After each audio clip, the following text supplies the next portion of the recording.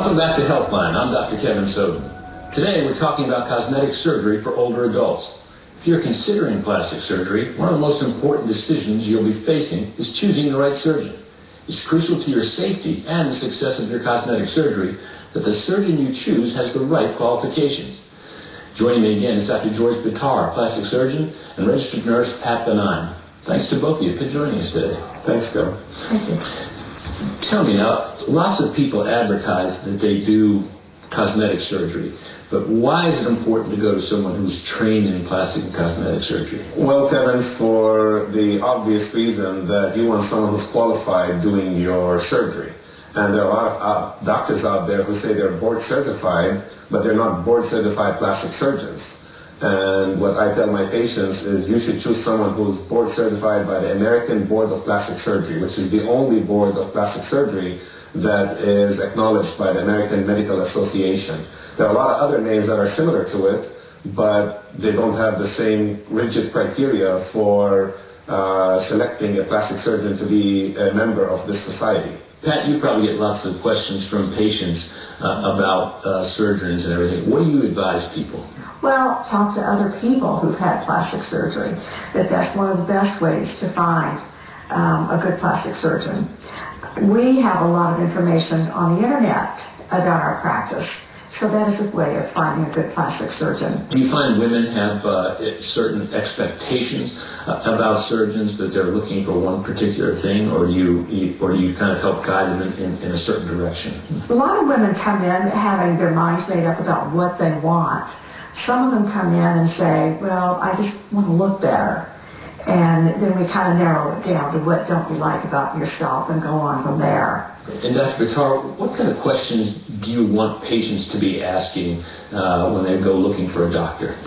Number one, I tell them ask for if a surgeon is board certified. Number two, ask if you can talk to patients who had that same procedure by that same doctor and talk to those patients. Number three, see before and after pictures and make sure that your expectations are realistic. Number four, ask where that surgery is performed. A doctor can achieve a good safety profile in an ambulatory facility. However, I stress to the patients that doctor should have hospital privileges to perform the same operation in a hospital that he does or she does in their own medical suite. Now, Pat, you see patients before surgery.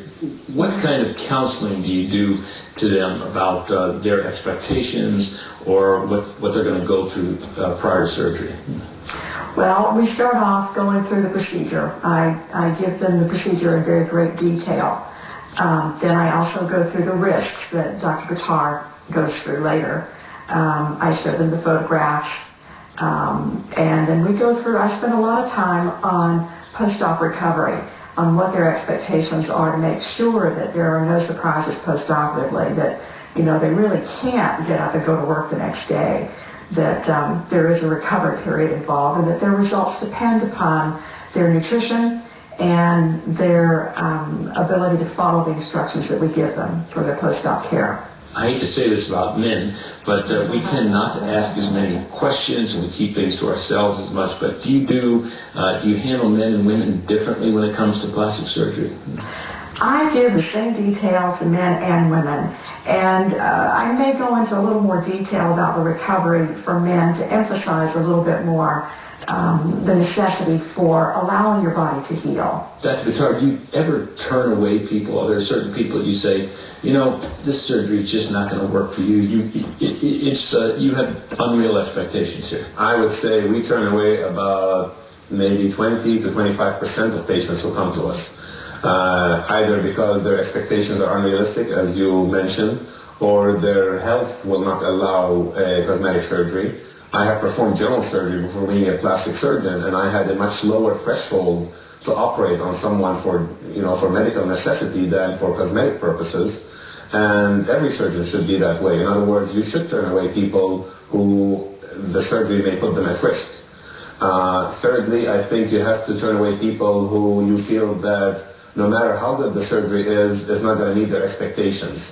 And so those are some of the criteria. And fourthly, quite frankly, if I feel that there's a barrier of communication. If I tell the patient something, I don't feel that they are either understanding it or they're agreeing with it, or my staff tells me that that person does not feel that they are going to be a good candidate. I listen to my staff as well, and my nurse, Pat, and we make sometimes an office decision whether I should operate on someone or not. But for the most part, people who come and know what they want and are reasonable people will do well.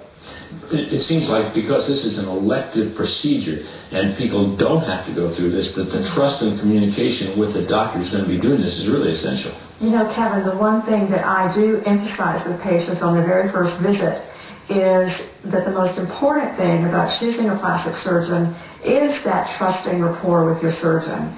And if you don't have that with Dr. Bitar and I, then maybe you need to find another doctor. These reality shows have become a big hit recently. What would you call it, Nip and Tuck or The Swanner? You see all these shows. Do you think they create unreal expectations for our viewers out there, for people in general? I think that it's a double-edged sword. I think that education is always important. In other words, to educate someone that there is the availability of plastic surgery. For example, I've had women in their 50s who've lived all their life with huge breasts that did not even know that an operation such as breast reduction exists. So shows like that can educate the public. The bad part of shows like that is it can set unrealistic expectations.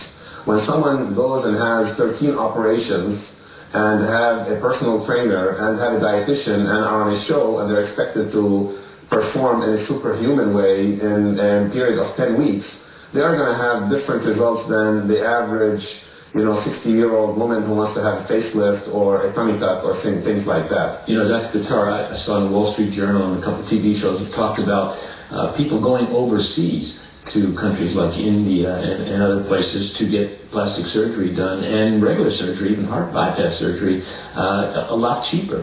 I think it's a very bad idea, but maybe I'm speaking from a biased perspective.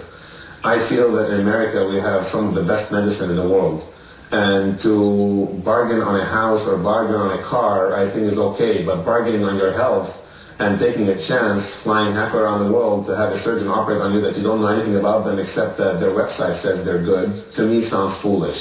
The second thing that I disagree with is having someone operate on you who's not going to be taking care of you in the post-operative period.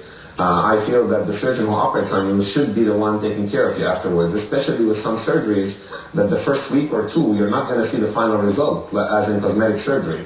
And you'd want to go back to that doctor and let them see you and take care of you for months and years to come, and that's not possible with a bargain shopping person who goes to India or Thailand or places like that to have cosmetic surgery.